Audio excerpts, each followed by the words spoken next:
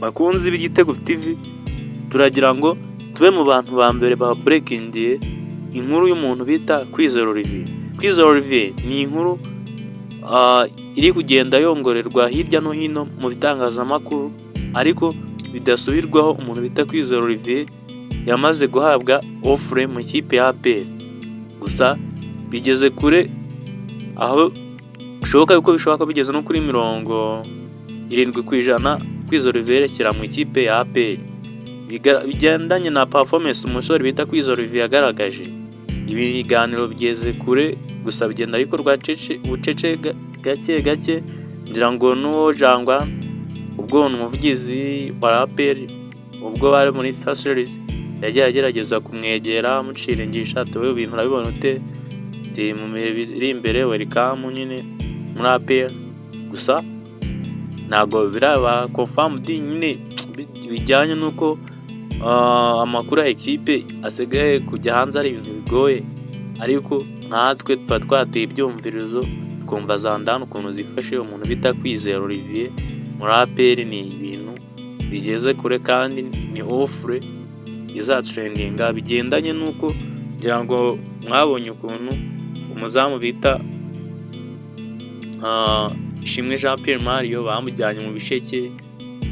Iyo ngiyo ntituzi niba yaravunitse, nta news zifatika zigaragaza ko yavunitse. Gusa nawe nk'umuntu mukuru akibaza se Ishimwe Pierre Mario kujya mu ikipe y'abatoya y'Intare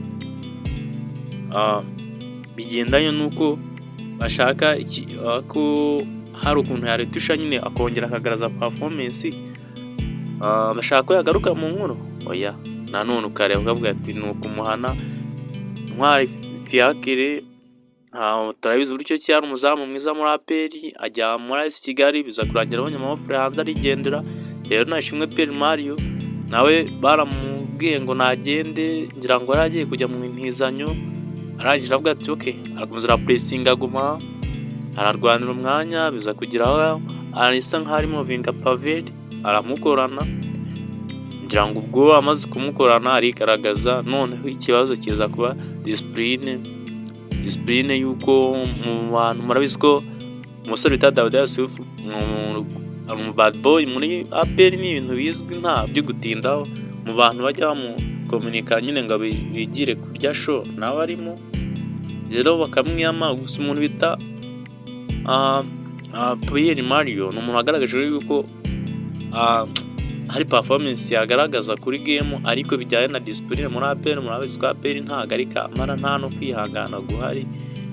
Ngira ngo rero kuba rero Kwizera Olivier yaza kumukorera mu ngata, rero akamukabana ikibuga, si ibintu biranga twafata cyenyege, kuko bigeze kuri ibiganiro. Kandi turabizi neza umuntu bita Kwizera Olivier nawe ntiyakanga kuza muri APR kuko hari ahantu harimo ibiceri. Gusa icyo twavuga, nta bindi bintu bigenda bivugwa yuko Pierre Mario nawe nuko ashaka kuba yakomeza agapressinga akarwanira umwanya, ariko biragoye ko agafatana umuzamu uri hari Kwizera Olivier n'igishweka. Ni mubi cyane, harazahita gukuzaho ugende unibagirane. Gusa no muri APR avuga ikantu kumweyo, wowe dukurikire uko bukeye b'ikintu tuzadukora na update za equipe yawe. Ngira ngo abantu bari ku breaking iyo nkuru turi mu ba mbere, twagiye tuba breaking inkuru ya Stefano Constantine ko byamaze kwa confirmed nyine birongorera nwaho hirya no hino, twe turabikonfirma, ariko n'ubundi byaje kurangira bibaye. Hari ingingo naho twarabinunganije turabibabwira, bibaye confirmed nyine nkuru twa breaking, nta apana ku breaking ibihu. Umusore bita Kwizera Olivier bigeze ku kigero cyo hejuru, n'igihe byabaye confirmed 100% nabyo tuzabibabwira. Gusa Zandani zo muri APR nuko hari umwe uteye ubwoba. Rero bitewe n'ibyumvirizo turimo dutenda dukurura, twe tuzabapretinga n'abandi hafi. Gusa tuzabapretinga n'abandi bakinnyi bashobora kuba bakoreshwa umweyo, harimo ivugwa rya Yusuf gucaho. Gusa ngira ngo ubwo ni mumwe twaba tubabwiye, n'ubita ni Ibizi Ramazan nawe Kay Foden na mu bigori, abo ni abakinnyi bari kugenda bavugwa.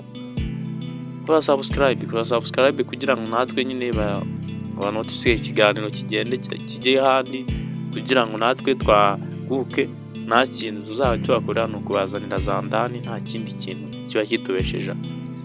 Murakoze cyane kuba mudutije amatwi mukatwumva, kandi murakoze cyane kuba mwakumva ibiganiro byacu.